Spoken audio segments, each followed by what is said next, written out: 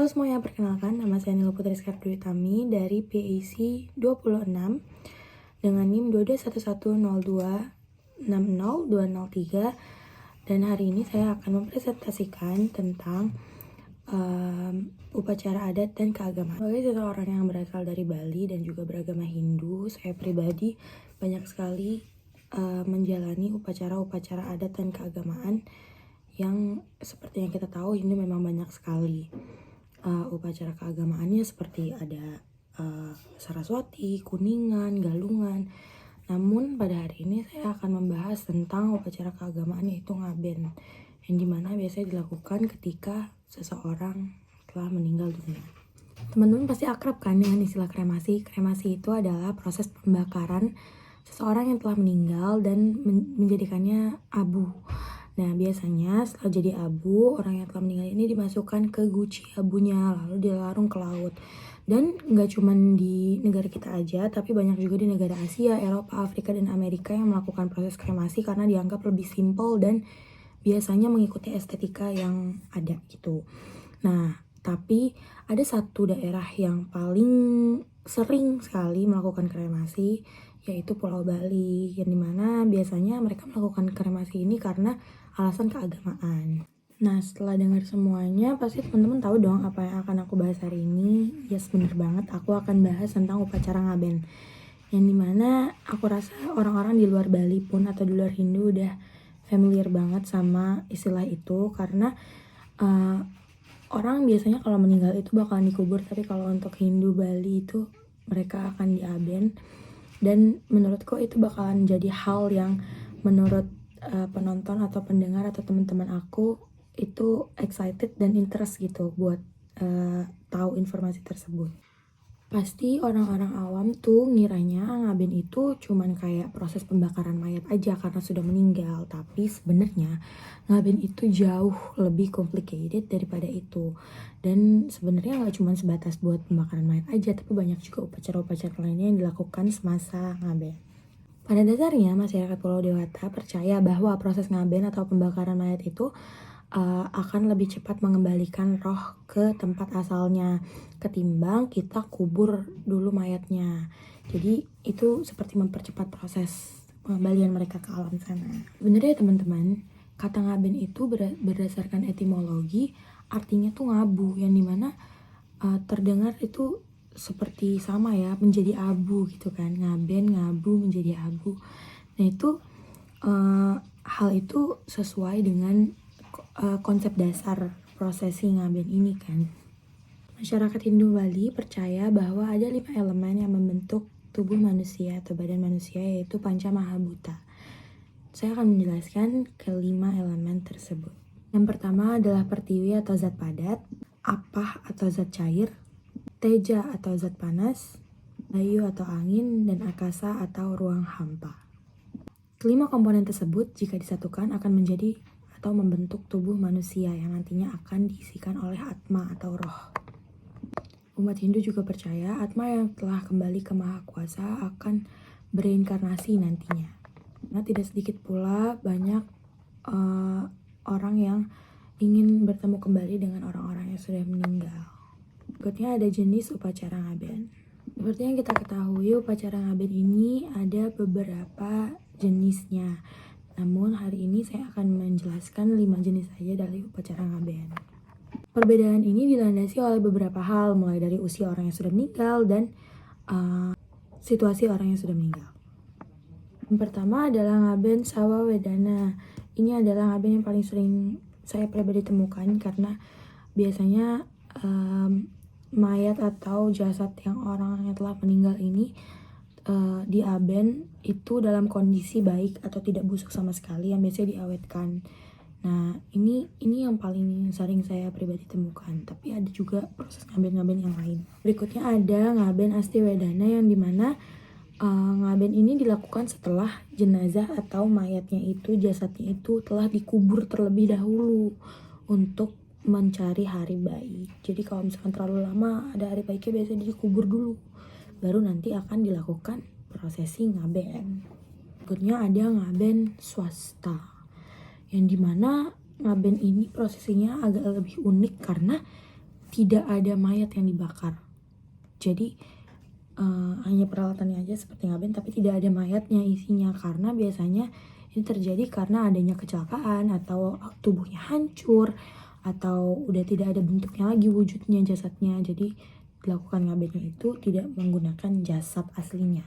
Berikutnya ada ngaben ngelungah yang pastinya paling berat untuk dilakukan oleh para orang tua, karena ini adalah ngaben untuk anak-anak di usia sekitar 4, 5, 6 tahun yang dimana mereka belum berganti gigi susu, yang pasti akan menjadi lebih berat dibandingkan ngaben-ngaben orang dewasa ya, karena yang diaben adalah anak kecil. Terakhir adalah ngaben warak rukun.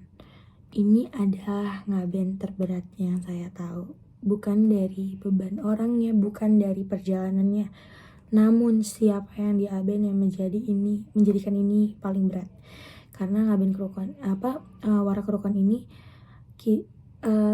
kita harus mengaben atau mengkremasi anak berusia 12 bulan sampai 3 tahun, yang dimana itu masih bayi atau batita gitu guys. Seperti yang teman-teman tahu juga, ngaben itu pasti diadakan besar-besaran dan pasti tidak sedikit yang dilakukan untuk prosesi upacara ngaben tersebut, dan biaya yang dikeluarkan juga amat sangat besar untuk upacara ngaben. Dan ini akan menjadi sesi terakhir dalam penjelasan ngaben dari saya. Dalam rangkaian upacara ngaben itu sebenarnya ada 10 poin ya. Yang pertama ada ngulapin. Ngulapin adalah proses pemanggilan atma atau roh yang sudah meninggal untuk ditanyakan sesuatu hal-hal pribadi dengan keluarganya. Ini biasanya sering banget memang terjadi ketika orang baru meninggal dan kita pihak keluarga akan bisa berbicara langsung dengan rohnya orang yang sudah meninggal tersebut. Berikutnya ada nyiramin atau ngamandusi, yang biasanya akan dilakukan menggunakan bunga melati di dalam rongga hidung atau peletakan bunga melati dalam rongga hidung dan menaruh pecahan kaca di atas alis jidatnya sini. Ini dilakukan untuk pengharapan bahwa jika mereka reinkarnasi kembali, maka mereka akan terlahir dengan tubuh yang normal dan lengkap dan sempurna. Berikutnya adalah ngajum kajang. Ngajum kajang ini adalah, sebenarnya kajang sendiri artinya itu kertas putih. Jadi ngajum kajang ini dilakukan itu para pihak keluarga akan menekan kertas putih sebanyak 3 kali untuk menunjukkan bahwa mereka siap untuk melepas jasad ini untuk kembali ke asalnya. Berikutnya adalah ngaskara. Ngaskara adalah pencucian roh, yang dimana roh orang yang sudah meninggal ini akan dicuci, atmanya akan dibersihkan agar dapat bertemu dengan keluarganya yang sudah berada di alam asalnya pula. Berikutnya ada mameras. Mameras itu berasal dari kata peras yang artinya sukses, berhasil, atau selesai, yang biasanya itu diperuntukkan untuk orang-orang yang meninggal dan sudah memiliki cucu. Jadi orang-orang yang meninggal ini mengharapkan bahwa cucunya ini bisa membawa orang-orang ke jalan yang baik dan benar. Berikutnya adalah papegatan yang artinya putus, yang dimana menunjukkan bahwa keluarga sudah ikhlas untuk menerima kepergian dari orang yang sudah meninggal tersebut. Biasanya identik dengan sesaji yang menjadi katalisnya, jadi itu adalah pengiring untuk mereka, tidak ada hambatan menuju ke alam asalnya.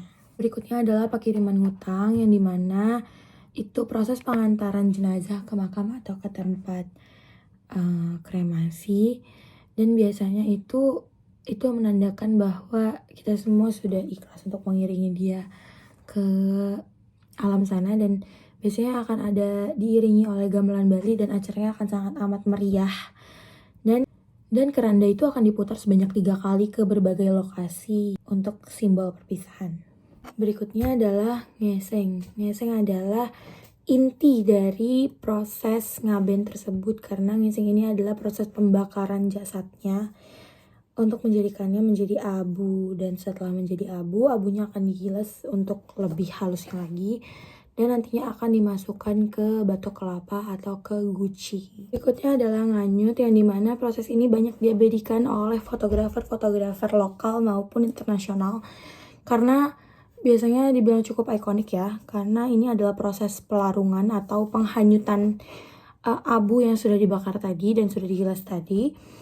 Dan tujuan dari penghanyutan ini adalah untuk kotoran atau sifat-sifat negatif atau ketidaksucian dari roh tersebut itu hilang dan terbuang ke laut. Berikutnya adalah prosesi yang paling terakhir adalah mangelut atau mengoras.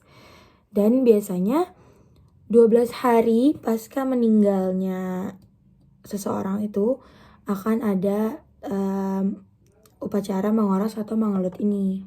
Kegiatan ini bertujuan untuk dari pihak keluarga atau lingkungan untuk membersihkan tempat-tempat di rumah yang mungkin masih tersisa aura kesedihan atau kepedihan dari kepergian seseorang dari bumi.